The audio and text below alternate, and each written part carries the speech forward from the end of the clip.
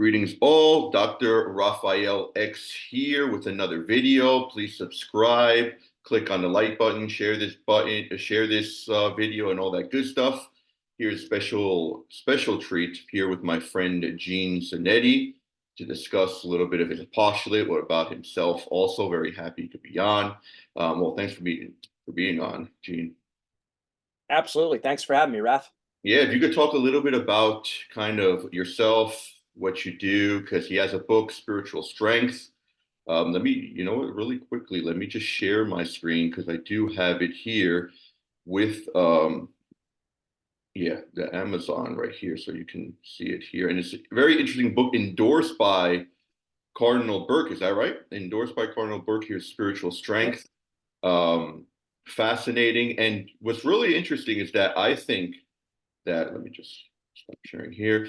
I think that in a very special way, maybe some people disagree with this, but that you're defending Orthodox Catholicism by going down this route of kind of spiritualizing, and let me know if I'm getting this wrong at all, spiritualizing physical exercise, or at least sublimating it, where the physical exercise as an essential component to the spiritual life. And I say you're defending Orthodoxy is because the philosophy deep down is really fascinating, where you are defending the substantial, the Christian doctrine, right?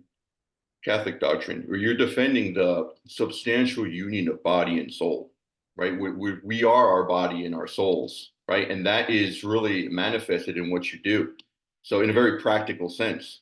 So I think it's great, and definitely built on the pillar of Orthodox philosophical, teaching, we could say. And take it away. Yeah, absolutely. So myself, both my younger brothers, we were wrestlers our whole life. So it's kind of like the Marines, like with you're once a wrestler, always a wrestler. Yeah. Right. So that was our whole thing. So I understand having a goal. There's a goal, there's a strategy to get to that goal, and there's an opponent. So understanding it like that, it just makes a lot of sense. And as you said, with Orthodoxy, yeah, I mean, we're the church militant on earth, right? And our goal is heaven, and bring as many people to heaven as we possibly can. And the obstacles, our opponent, the world, the flesh, and the devil, right? So if I don't know that, then and that strategy is living the Catholic faith. And then I always talk about in this time period, especially the message of living the message of Fatima, which of course is perfectly consistent with the gospel. And, St. Paul uses the sports imagery. There's nothing new under the sun, like the Bible says, right? And St. Paul says, we wrestle against, we don't wrestle against flesh and blood, but against principalities and powers. St. Paul says we're not shadow boxing. In other words, we're in a real fight. And he says, run the race to win the prize. So this imagery of sports, we're just following the lead of St. Paul there, which is just the timeless wisdom that we have in the Bible. And sports is what is really sports, but a microcosm of war without the large body count. So it's especially in our society where, unfortunately, sports has become almost like a god, which is terrible. Perhaps we could use that to get people to rethink, and sports as well as also health and fitness. The body, people are just so tangible and what they, practical, and sometimes at the expense of the soul, and just using the body as a metaphor for the soul and for the spiritual game, the true game that we're in. So it's basically just following that lead of St. Paul there. That's excellent. And I myself was a trainer for some monks in Spain because I was in the military, and I love exercise. And for me, it totally helps me out spiritually. I mean, it's definitely, you see the spiritual benefits. A lot of studies are done on this, I'm sure, as you know. But what's interesting is that some of the monks who didn't want to do the exercises, or did it reluctantly, they would tell me, they would quote, and what do you think about this quote from 1 Timothy 4:8, which says, now, this may not refer to actual exercise, like exercise. It might refer to, we might have to qualify the term, but for physical exercise is of some value, but godliness has value for all things. So it's kind of making that dichotomy between physical exercise and godliness. So I don't know if you want to, I don't know if you've heard the quote before. I'm sure you have, but well, first with the Bible, anytime it's what does it mean? We first jump to, it's like, well, what did the fathers say about it? What has the church taught about it, right? And if you just looking at it at face value, which wouldn't be the first place you'd start a Bible study, but just some initial thoughts right there. Physical exercise is of some value. We're not saying it's the whole picture, but it's of some value. So that means it's not meant to be blown off completely. And in fact, as it looks like St. Paul is appealing to people in the same way we're doing here, we're following his lead that, yes, you're focused about the physical, what you can see, the tangible, the practical. Well, don't neglect the more important thing, right? So it's not like, yeah, there might be a distinction being made, but it's not separating. It's not meant to separate the two, right? I mean, Christ is fully God, fully man. We're body and soul composites. When the body and soul splits, that's death. And that means even when we die, we're in an unnatural state until the resurrection of our bodies. Then we are who we were meant to be. And the second person of the Blessed Trinity becoming man, that should tell us all about the importance of the unification of the body and the soul. Maybe we're getting too theological there, but it's St. Paul is saying it's of some value. So that's how we should look at it. It is of some value. Right. And no, and just what you said before, essentially, that well, incorporating this, right. But even though it's kind of with the hierarchy of values, right, is subject to the spiritual. And it's interesting because it is a mean between two extremes, as Catholicism is very much a synthesis. Right. And a lot of people come to Catholicism because they see how Catholicism is able, with a profound spirit, to harmonize, apparent contradiction. So you do have one extreme, which you mentioned, is the worship of sports, right? Which obviously is not good. But then you have the other extreme, which can be a response to that, and many can kind of fall in this spiritually as a despising of the physical, right? As an absolute despising of the physical. So kind of that middle ground where it is the physical, but through that as a means, right? Is that pretty much, is that right? More the physical as a means to an end. Yeah. Yeah, and we can't hate the body because Christ was fully human and fully divine. So and this is how the heresies have emerged over the course of church history, where there's an overemphasis.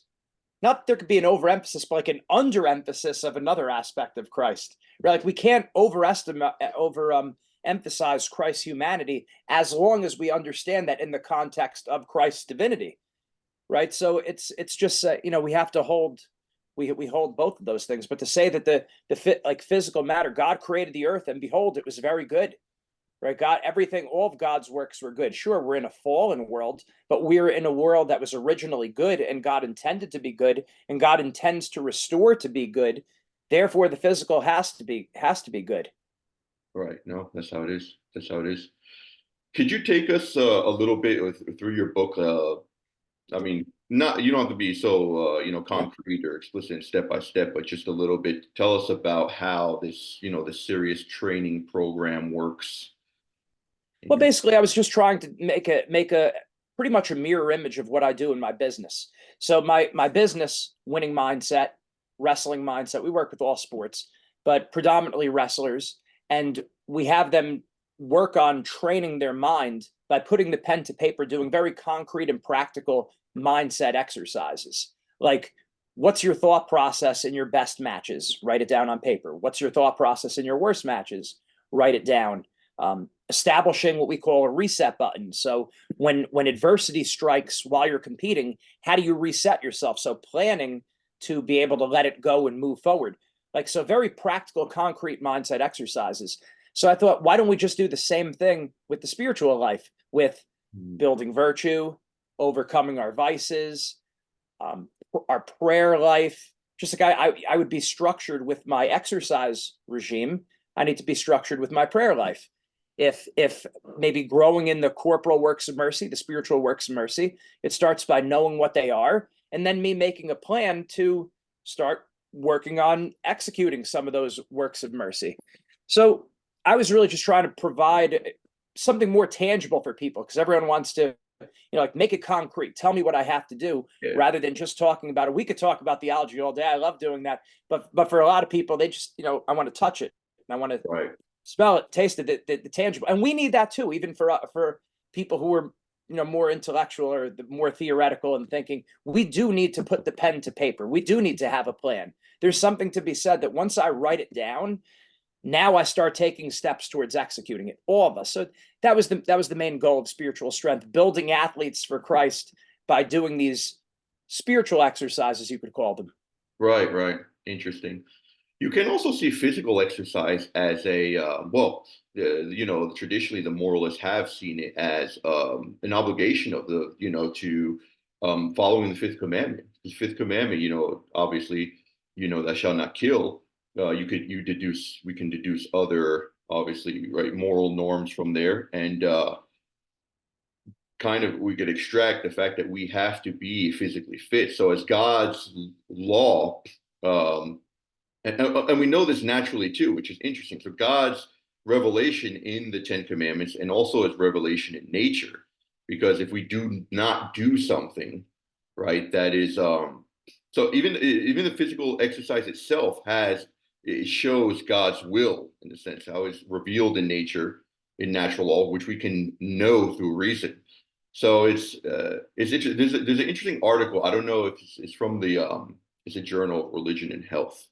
It's from a Dr. Greenwood and Dr. Delgado. I don't know if you heard of them, but the name of the article is A Journey Toward Wholeness, A Journey to God, Physical Fitness and Embodied Spirituality. And I thought this was really interesting because these are non-Catholic Christians, and they're defending the Catholic view because, as traditional Protestants, they kind of they, at least as a consequence of their theology, they believe in a dualistic, a very strong, man is totally corrupted by sin.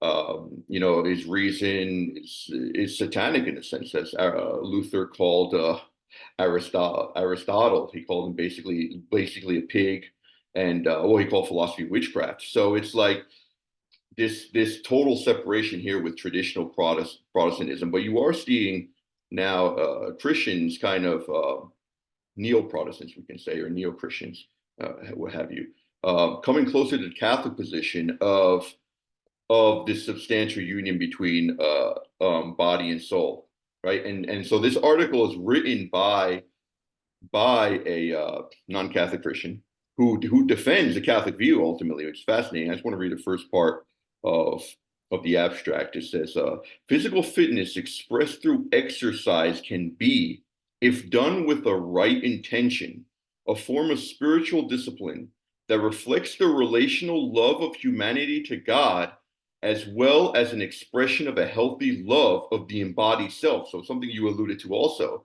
It is an expression of our love of self. Love your neighbor as yourself. Also, we have to, we love our neighbors through that. And the love of God, right? The foundation. So it's really interesting how physical fitness really has all these other dimensions, or all these other, let's say, canals where it can kind of flow into, if that makes sense. Oh, absolutely. And I mean, St. Paul says, what is it, First Thessalonians? I started typing because I was trying to look up the Bible verse to get it. But now the God of peace himself sanctify you whole, and your whole spirit and soul and body be preserved blameless at the coming of our Lord Jesus Christ. I don't know if that's a Catholic translation, but I know that's, you look it up, it's right there. Well, 1 Thessalonians 5:23, that the Lord wants to sanctify us whole and entire. And it would make sense that more Protestants are coming on board, joining the team, in the sense of understanding the physical component of our faith, because the more you think about it, if you start saying bad things about the material world and about the body, you're going to end up saying inadvertently, you're going to end up saying something bad or erroneous about God or about Christ, which they don't mean to do. That's right. But if you follow it to its logical conclusions, that's the beauty of our Catholic faith. This has been hashed out over time. Of course, the mysteries of God are inexhaustible, but we have a much better direction. We have a lane to be in to understand this. And we have obviously the scripture, the fathers of the church writing about this, the doctors of the church, the great manualists between Vatican I, Vatican II, and still then right through today, we have the living magisterium to teach us, to guide us. No, that's how it is. And I think there's a neo-dualism, which is this is my opinion, it's the root of the crisis we're kind of living in today, in the church, outside the church. a neo-dualism which separates, doesn't have, right, doesn't believe in the integral man of body and soul. So I had a thought just kind of escaped Well, my that mind. makes sense. So yeah, basically that this, yeah, so this neo-dualism kind of separating man, which man kind of his soul and his body, which comes from a, right, the kind of the modern philosophy of believing in the accidental union between body and soul. And so yeah, I don't know if you want to a little bit Yeah. talk about that, or Yeah, I mean, in my mind, that plays right into when we talk about Our Lady of Fatima, who said that until her requests are fulfilled, we will see the errors of Russia will continue. So, what are the errors of Russia? It's not just communism, socialism, but also like this dualism, this liberalism, materialism, naturalism, all these isms outside of Catholicism, right? So that would continue until we do our part living the Fatima message. So it makes sense. I do think that is at the root. Like it's symptomatic of that of that root problem that we're not doing what Our Lady said. But I agree. That's absolutely continuing right through now, and our Catholic faith has the answer to it. We all need to study, and it takes time. Like these things aren't easy, and when we don't understand something, we ask the questions of people who know better than us. Right? yeah, I've been wrong many times before. I need help. So how can I? What did the apostle say, or what did they say on the way the road to Emmaus? Lord, how can we understand this? Like if it's not taught to us, how can I understand this? So we ask the questions of our faith. that's right, that's right. Yeah, just let me show you another part of this article which says and this is interesting because the article, as non-Catholic Christians, these doctors, right? These doctors are non-Catholic Christians, but they're criticizing the legacy of traditional Protestantism. So they say the Christian legacy of separating the body and nature from the spirit soul is a distortion of God's creation, and that the care of our physical bodies through fitness can and does serve as stewardship of the goodness of God's creation, that is our body. So again, we kind of talk about the extremes. We are going to one extreme in a sense where you mentioned naturalism, where nature is becoming kind of supernaturalized in a sense. We're seeing more of that extreme, uh, where kind of nature is being worshipped, right? The body is being worshipped, yes. But if we affirm this, right, this substantial union, and ultimately we can affirm that really we do not worship the body, but the body is important, subject to the soul. Yeah, spot Yes. on Catholic view ultimately. But I do want to, because so you have two masters, right? One in clinical psychology, Yes, and the other in exercise science and sports psychology. in sports psychology. Yeah, so talking about like, I think there's something called like embodiment. Is I think broken embodiness, or embodied brokenness. That's what it is. Embodied brokenness, where there's new, we can say, phenomena like regarding health. Like for example, I think like obesity, for example. I think like almost 2/3 of at least Americans are either overweight or obese. So you are kind of seeing a a brokenness in the body. And what's really interesting is that in this embodied brokenness of many people, they have a yearning for their body to be ordered somehow, right? So they have a yearning for, and this comes from natural law, right? The natural tendencies we have built in by God to follow His law. They have a yearning to be healthy, and or the person who is handicapped, they have a yearning to, right, for a special order. But I think the easier case is to see the people who are some people are obese not through their fault, but let's talk about the people who are obese through their own fault. They still have that kind of this justified guilt of not following God's will, right, in the ordered realm of health, we can say, right, being physically fit. I don't know if you want, if you know anything about that based on your, Well, your, just God created man in the garden with integrity, right? So we're everything. Our passions were subservient to our intellect and our reason. Everything was, like we say, spirit, mind, and body, like the ancient Greeks would say, was in alignment. mind is subservient to the spirit, the body is subservient to the two of them. So we have that, we do have that in us originally, that we do have a sense of this integrity. And as far as getting back to it, we know when something's off. We know when we're not being reasonable. Like we might brush it aside. We might try to forget it. We might distract ourselves with social media or something else. But we know when we're doing something that's not really in accord with reason. We know when, and even as St. Paul says in the first two chapters of Romans, that God reveals himself to all people so that no man has an excuse, right? So like we know the existence of God deep down, and we know what it means to be reasonable. That's what makes us human. I'm not saying we don't have to work on it and learn a little bit more how to be more reasonable, but we have a sense when we're doing something that's off. So I think we are striving for that integrity, whether we know it, like it, or believe it, because that's how we were originally made by God, huh? Right. That's right. That's right.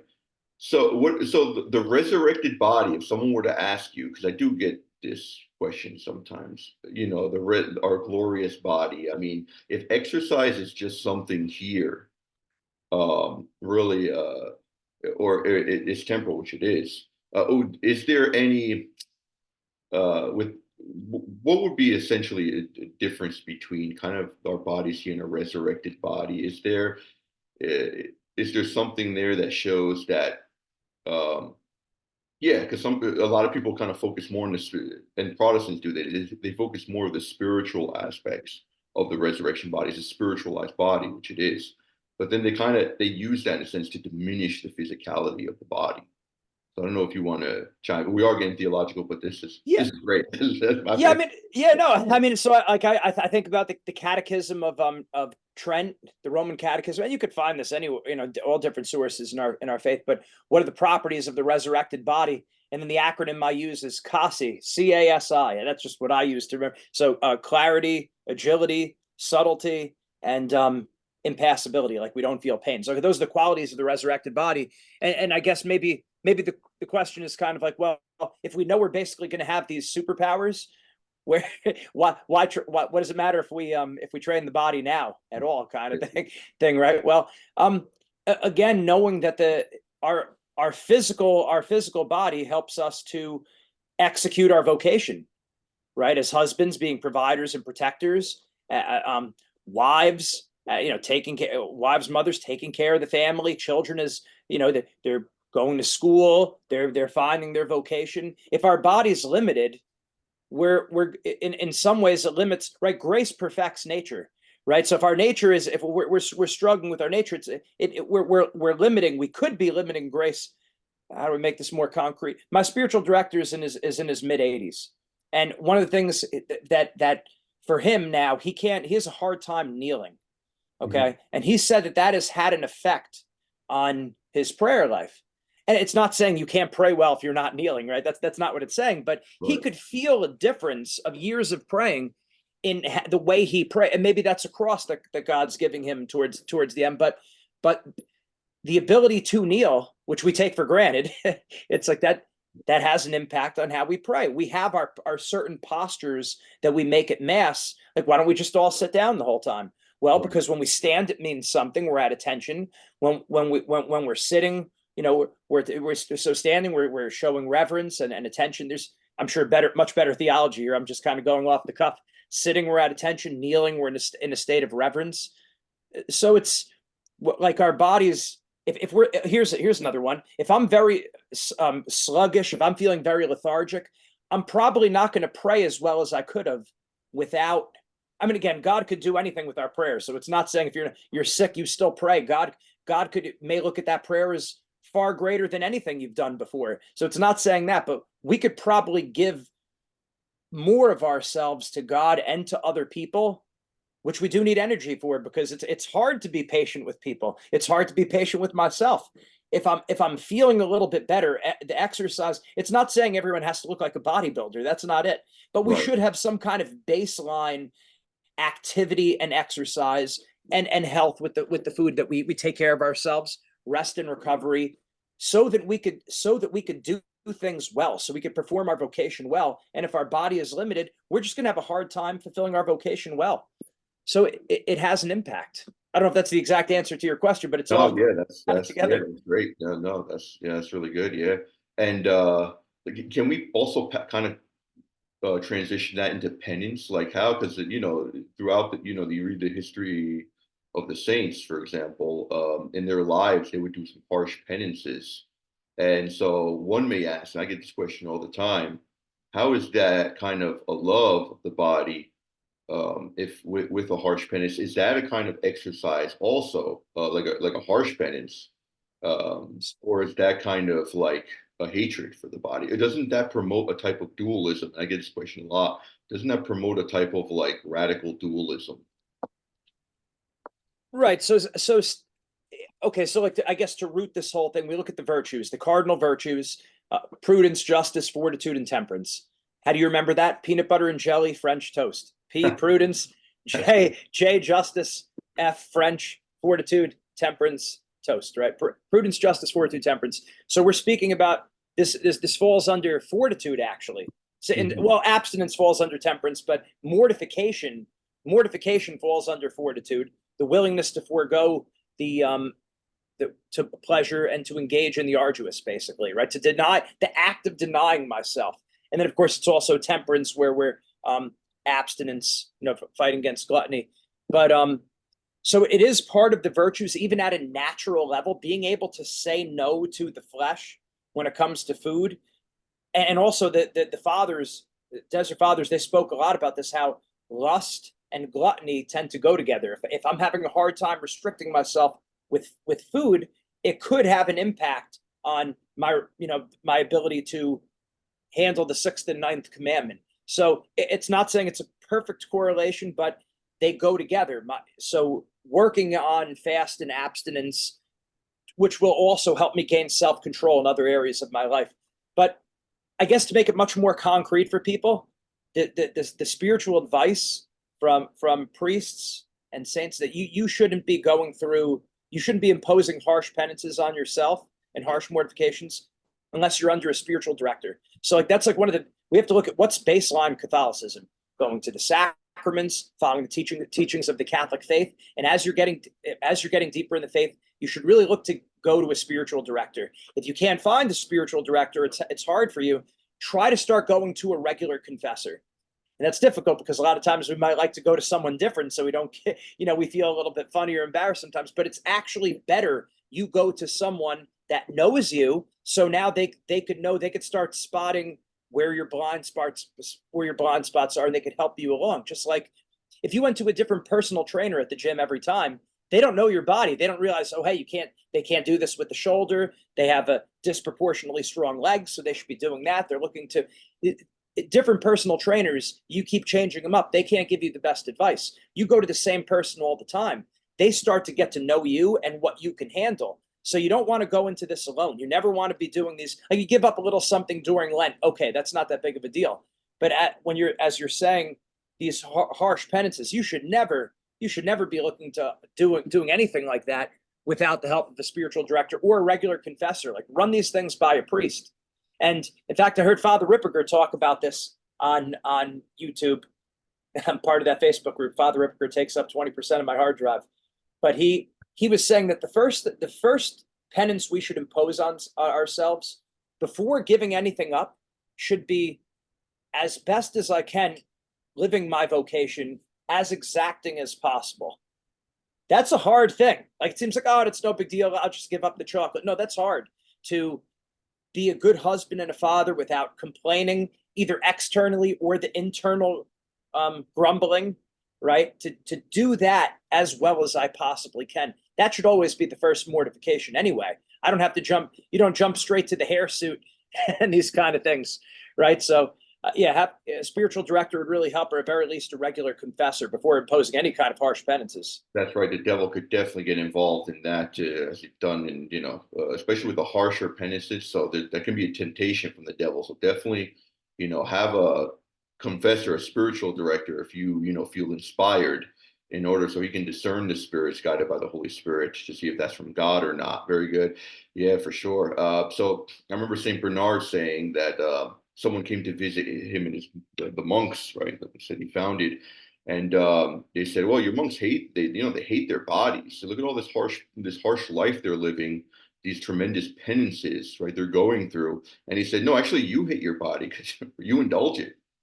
So there is like a sound dualism within Christianity, in the sense that yes, the desires of the spirit do go against the desires of the flesh, and as you alluded to, yes, the spirit, right, the mind, reason should subjugate, right, those appetites, keep them in order, as we were kind of in that state before original sin. After original sin, um, right, just kind of went out of whack, and now it's kind of, even though original sin is erased in baptism, we still retain the concupiscence. So we're just called to battle, which is God saw that as better than just taking out, kind of just restoring us to the original, right, state that Adam and Eve were in, original holiness and justice. Uh, that's a process now. So there is a type of sound dualism, and that's why penance for sure is necessary. And those who truly love themselves, right, actually do this penance, which can be, so physical exercise can be seen as a penance, because there are, I think most people kind of are repugnant to exercise. I don't know. That's my experience. I don't know. Maybe in your world, not. That's not the case, but most people that I know are kind of they don't like exercise. Now they like the effects of it, right? It produces what is it? Is it The dopamine? I endorphins. don't know. Yeah, Yeah, it produces some type of chemical also, that, especially running. I forget. But it makes you feel endorphins. great. Yeah. Yeah. So it's people want the effects, but they don't want to go. They don't want to go through it, which is interesting, because you can't really want the ends if you don't want the means to the ends, right? It's kind of like, that's why people go to hell ultimately, because they didn't want the means, right, to go to heaven. So they really didn't want to go to heaven. So you can't want the ends without the means, is what I'm basically trying to say. But what's interesting is that, can't people see exercise as a penance, that gets them closer to God, and maybe they obtain that the virtue, right through the pattern of just forced Yeah. just doing exercise over and over again, ultimately obtain the habit, that second nature, and then able to do it with facility, and in the end enjoy it. Yeah, it's like all of the virtues. At first they're hard, and then they're doable, and then they're actually pleasurable. And that's how you know you've actually built the virtue, that you experience a certain delight. Again, and I'm just parroting Father Ripperger, who's just reiterating church tradition and teachings, that you when you're living a virtuous life, one of moderation and self-control, there is a certain delight that goes along with it. Like even fasting, that when you get in the habit of fast, again, doing it the right way and under the direction of a spiritual advisor, there is a certain delight from fasting. It doesn't mean you're laughing and smiling and happy, like that kind of delight, but there is a certain delight. It's a similar thing with exercise, where at first it's hard, you sweat, it's tiring and everything. But then if you keep doing that, if you build up that virtue, I mean, it's not an exact virtue there, but if you build up that habit, you actually don't feel great when you don't exercise, right? It's like I was planning to do cardio yesterday, and then I had calls that came up, so I just couldn't do it. I was on the road and everything. Like today, I feel crummy. I'm like, after we talk, I'm gonna do some cardio, because I feel like I could feel the time has gone by. Like 2 days too many. So you start to get that delight, if not even during the exercise, but I don't feel right if I don't do this. And it's a similar thing with our prayer life, that if you take some time, especially what I find is mental prayer, when you're just sitting quietly with the Lord, if you do that for a period of time, and you're faithful to that every day, when you don't do it, you feel like something's missing, right? That means you've built that virtue, but then you could easily get sucked into life, get pulled in different directions, then you stop praying, and then it's hard again to pray. And you're like, oh, why don't I feel something inside me that doesn't want to just sit quietly with God. I don't want to pray. We might not admit this to other people, but that happens sometimes deep down. And it's Right. because we need to work on building that virtue again. And not beating ourselves up. We're human. That's why Christ came. He knew we needed to be saved, right? But knowing that, okay, if I fall off the horse, just let's get back on as soon as possible, because you're never staying still. You're either moving towards vice or you're moving towards virtue. So just because you mess up once, don't continue down that road. Turn around as quickly as possible and take a step forward. Wherever you are, even if you fell off the horse for 40 years, get back on starting today. Don't keep going in the other direction. You know what I really like about you, your work is that you focus a lot on, and it's the safest way in the spiritual life. I tell people this all the time: the ordinary way of acquiring virtue, of of doing, right? Doing. So you can form your moral dignity, right? The two types of dignity. Yes, we have an inherent human dignity, it doesn't change, but we have moral dignity, which increases if we make our character better through our actions. Like you can actually be judged, or you can judge someone by a pattern of their actions. Like you are what you do. So I think that that ordinary way of sanctification, do good, right? Be, do corresponding virtuous acts to obtain the virtue ultimately, these habits, these second natures, the ordinary way, as opposed to there is this lot. You see this a lot today where kind of people are focused on the extraordinary, right? I have the other day some recent converts came up to me and they asked, "Oh, tell us about visions. Tell us about miracles that has happened to you." I said, "Well, I haven't really had an experience of those." But I tell them, you have to follow the dark way of the faith, right? The dark path, even though faith is also light, right? This synthesis of Catholicism against harmonizing contradictions. So the path of faith, but practicing the virtues, right? It's an ordinary path, but it gives you delight in the end. It gives you delight in the end, but it's not so glamorous, right? If you will. So it's like, I don't know if you kind of run into that also, because there's a natural fascination we have with the extraordinary. And that's not all bad, because definitely extraordinary things happen. The apparitions, Fatima apparitions, Lourdes apparitions, definitely those things happen for sure. But I think there could be a hyper fascination Yeah. with that, and kind of a neglect with the ordinary way, which is a safer way. It's both and, right? So it's like we sometimes these extraordinary things. I mean, when the Lord intervenes in history, Our Lady intervenes in history. She never does it for no reason. She's trying to get our attention. Right. But it's like I think about with the wrestling matches. It's like most of your training, the majority of your wrestling career is humdrum, day to day. You're putting in the work. You're putting in the work. You're putting it in the bank. You're putting it with your training. It's not like, oh man, this is great. It's like I'm a step closer to my goals. It's like, okay, get my water bottle, go to practice again, train, get better. And it's like that's like a lot of the spiritual life. You spend most of your life kind of like on what appears to be a plateau, and then sometimes you have these high moments, and like we could use that, like when we go, we want that to give us some firepower, a little oomph, like in the athletics. If I watch Rocky, I get more fired up. I want to exercise a little bit more. But I'm not thinking the Rocky theme song literally every moment of exercising. That's just not how it works. But every now and then we do need that little shot in the arm, right? So it's both. It's both, but not. You don't want to be too. We definitely don't want to get too attached to our feelings and our emotions. That when our feelings and our emotions, of course, as a trained with psychology, this is like dear to me too. It's like, so that is more part of the as a whole. I think it's more towards the body side, right? Like it's a little bit like intellect, but also there's a lot of a bodily component to it. Like angels who are pure spirit, they don't experience anger and sadness like we do. It's not the same thing. They might have something of the intellect, but it's not like how we feel, how we grieve, right? So Right. it is more. I believe this is accurate, more proper to like our body. So that has to. My point is that means our emotions and our feelings need to be tempered by reason. They need to be moderated by reason. That's the way to Right. put it. Our No, that's reason moderates our emotions. It's subservient to them.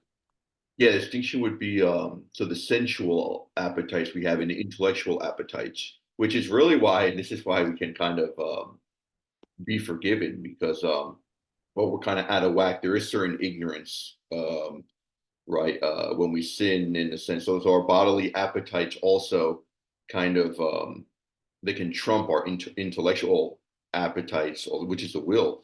but really with the angels, which is fascinating, that sin becomes totally mysterious because they don't have those bodily appetites to kind of trump. So it's just pure intellectual appetite. They know exactly what they're doing when they choose evil, which is a mystery of itself. Like, why would the devil choose evil? And the answer is because he wanted to, basically. So, and I think we kind of wrapping up. I think the will is important, shaping the will. And I think we understand this in the natural realm, so much so in the supernatural realm. And this is not a Pelagianism, right? A lot of people, like I studied in a Dominican college, and then afterwards, my formation kind of progressed with the Jesuits. So when old school Jesuits, not the not the new Jesuits, the old school Jesuits. So I was almost scandalized by seeing how much the Jesuits focus on, they're very proactive spiritually, as opposed to a more passive spirituality of the Dominicans. The Dominicans focus on grace, right? And the Jesuits focus on human freedom, and both within Orthodoxy. There's a tremendous fight between both of them, 16th century, the De Auxilis in Spain, fascinating, but they were basically condemning each other as heretics until the Pope intervened and said, no, don't condemn each other. Um, so it's both, right? It's freedom and grace, but it's like a spirituality. I see the Jesuits kind of focusing more on human freedom. And interestingly, actually, Saint Ignatius said, when you preach, be careful not to stress too much grace.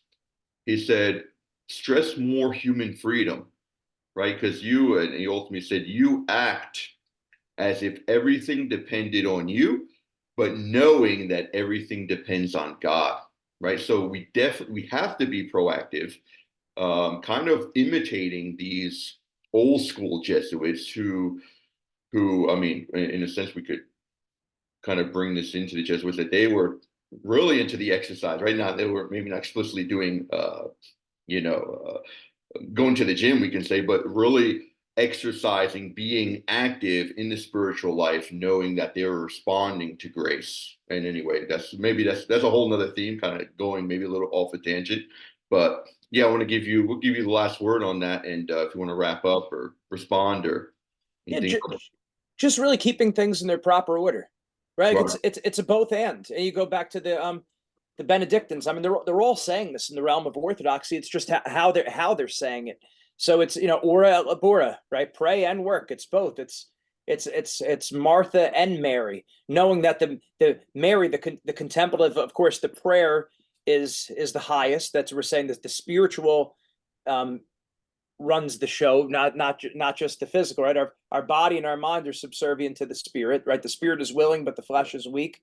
So as long as we keep things in proper order, we're in great shape. And we are doing it through God's grace. So it's keeping things in order, and it's done with God's grace.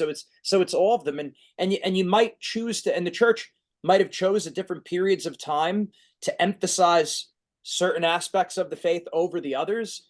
It Right. doesn't mean the church was neglecting the other areas, but maybe in this specific time, and it doesn't necessarily mean that the church is always making the absolute most excellent decision, but they are being led by the Holy Spirit to make certain decisions for a particular period of time. So it doesn't mean it's at the expense of what we also know about our faith. So as long as you keep that all in harmony and intact, we're in good shape. We can only do it with God's grace. That's right. Only God's grace within the church, because the church helps us in this, this harmonious, maintaining equilibrium, we can say, because we are emotional creatures. We just want to respond to one extreme with another extreme. I mean, that's the entire history of man, and it's really within the church where we find reason, and that's what virtue is. Also, virtue, practicing the moral virtues, yes, responding to God's grace, maintaining yourself in the state of grace, and responding to it by practicing the virtues is what God wants us to do, right? This is our natural and supernatural goal, ultimately. All right, Gene, well, thank you very much for your time. I appreciate it. Maybe we could do a video, because I know you like to talk a lot about the Marian apparitions. I give talks on that also. Maybe we could do one if you're up for it in the future. I'd love to. On, yeah, Marian apparitions. So Very good. Thank you very much. God bless you all, and we'll leave it at that.